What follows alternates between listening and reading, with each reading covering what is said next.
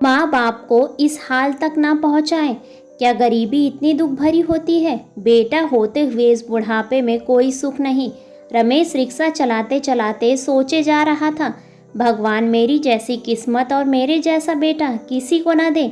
दिन भर रिक्शा खींचते खींचते पसलियों में दर्द हो गया, भूख भी जोरों से लगी थी। रमेश थक कर चूर हो गया, रिक्शा घर की तरफ मोड़ लिया। धीरे धीरे पैडल मारते हुए आखिर अपने घर तक पहुंच ही गया। पति को आता देख शोभा जल्दी से अपनी झोपड़ी से निकल आई। बाल्टी में पानी और लोटा लेकर हाथ पांव धुलवा दिए, अपना आंचल पकड़ा दिया चेहरा पोंछने के लिए। फटे आंचल से चेहरा पोंछ रमेश आतुरता से बोला, क्या पकाया सुगनू की माँ? मसूर की दाल और रोटी। रोटी का डब्बा खोलते हुए रमेश बोला, जल्दी से रोटी डाल दे थाली में, बहुत जोरों की भूख लगी है। तू भी अपना खाना निकाल ले थाली में, साथ ही खा लेते हैं। सादा सा खाना दोनों ने बड़े ही प्यार से खाया। ऐसा नहीं कि रमेश बे औलाद है, पर ब्याह के बाद उसका बेटा सुगनू दिल्ली चला गया। कुछ काम करूंगा कहकर सालों हो गए, पर लौट कर नहीं आया। शादी भी वहीं पर कर ली। किसी से सुना था कि उसको बेटा भी हो गया, पर लौट कर नहीं आया अपने बूढ़े माँ बाप के पास। उसको माँ बाप की याद ही नहीं आई होगी। रमेश बूढ़े होते जा रहा था।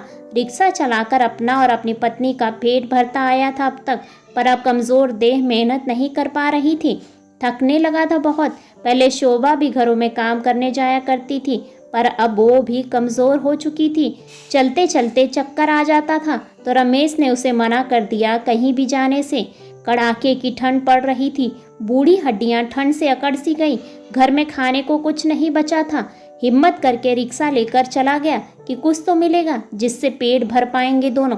शोभा कई दिनों से बीमार पड़ी थी, रोटी नसीब नहीं हो रही थी तो दवा कहाँ से आती। सरकारी अस्पताल में भर्ती करा दिया, पर वहाँ भी कोई आराम नहीं मिला। सुबह रमेश सवारी की तलाश में रिक्शा लेकर निकला। अचानक सीने में जोरों का दर्द उठा और एक हिचकी के साथ उसका दम निकल गया।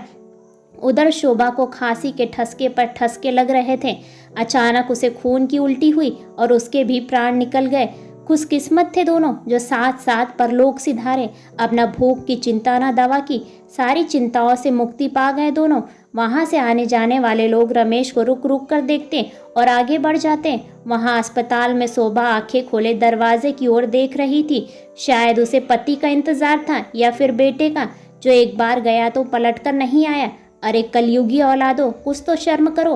माता पिता का इस तरह तिरस्कार तो मत करो। इनकी दुआओं में बहुत ताकत है, इनका सम्मान करो। उनको इस तरह बेसहारा मत करो।